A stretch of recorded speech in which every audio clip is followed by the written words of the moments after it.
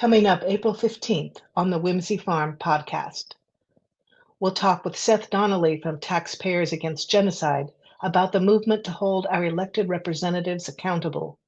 Then we'll hear from Kim Bateman, storyteller and end-of-life doula, about navigating grief in today's troubled political climate.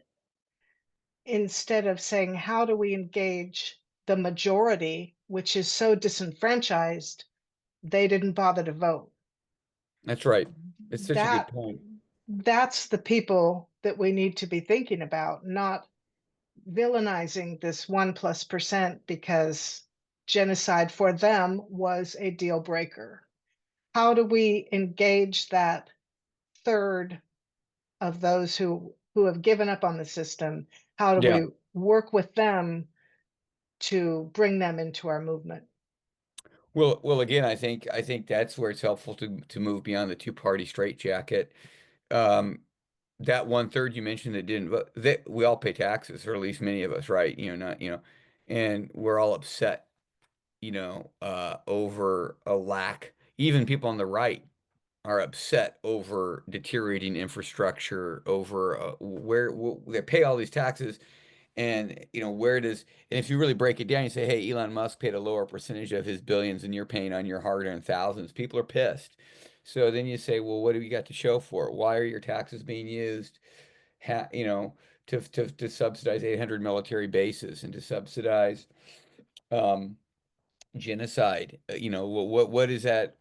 So I think, but we can't have that level of honest conversation within the Democratic Party because it's part of that system that that perpetuates itself. So we get outside of that, and then we can have those conversations, and we can say, yeah, let's build some kind of alliance, some kind of movement that will actually where we actually do have control over our tax dollars. We do have a society that works for the majority, and we do, nobody wants, at the end of the day, very, very few people truly, once they get outside of their angsty, toxic, alienated mindset, very, very few people actually want to pay for the extermination of their fellow human beings. You know, so I think, but that's even a limit with Bernie Sanders, who I respect his efforts. Here he is, 83, going around the country having these fight the oligarchy tours. But there's an outer limit. They can't, because it always bring people back in the Democratic Party. What do you leave? What are you left with other than call your Congress people and tell them to do this and that? But these are the folks that have already demonstrated overwhelmingly that they aren't going to support the kind of restructuring of our society that one third you mentioned. If we had an honest conversation, they'd be like, yeah, instead that's going to be more alienation. What, just go back at home and watch MSNBC and Rachel Maddow and call your congressperson for the 100th time and say, don't. Can you talk a little more about the similarities of grieving a person with grieving a situation?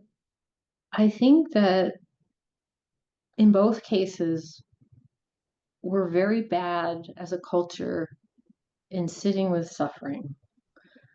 So instead of having these feelings and having someone just say, wow, that's awful, or that's dark, or wow, how hard for you, we in both cases get a lot of advice giving first, which is, if you can hear what advice does, it moves you from the heart to the head. And it's actually very hierarchical. So it doesn't work very well. It's like someone saying, oh, you're feeling mad. Why don't you do yoga or meditate? It's like people jump to solutions in both places. Um, I think there's a lot of uh, narcissism in the way people listen. There's story topping. There's deciding how someone else should feel when not letting them have their own feelings. There's also platitudes like everything happens for a reason, or in time, all will heal, which, if you can hear that, doesn't match the feeling place that people are in. So the comparison to me is, I think a lot of us are walking around very wounded by what's going on and also feeling very powerless. And I don't think there's a lot of containment or reflection of what that feeling is. And so we sort of try to rise above it and problem solve before we're actually ready to. It's like someone telling you after the death of someone dear to you, well, isn't it time you got back to work? Isn't it time you got back to life? Isn't it time you started dating again? Or, you could have another child. It's like you're Or jumping it's a to, good idea to keep busy. yeah, You yeah, need to keep busy. That's one yeah, I heard a lot. Yeah. yeah, yeah. So, um, it's not just people's reactions to it, it's also the feelings of it, because we go through feelings of denial, of shock.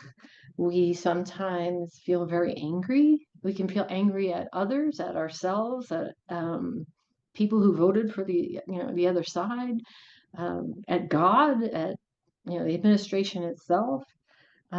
We can feel despair, and that's a very dark place. Feeling like nothing is moving and nothing we do is going to make a difference.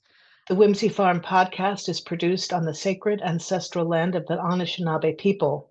It airs the 1st and 15th of each month on our YouTube channel, Carolyn Crane and Whimsy Farm, on our website, whimsyfarm.net, and wherever you find your favorite podcasts. Please join us on April 15th to talk with Seth Donnelly and Kim Bateman.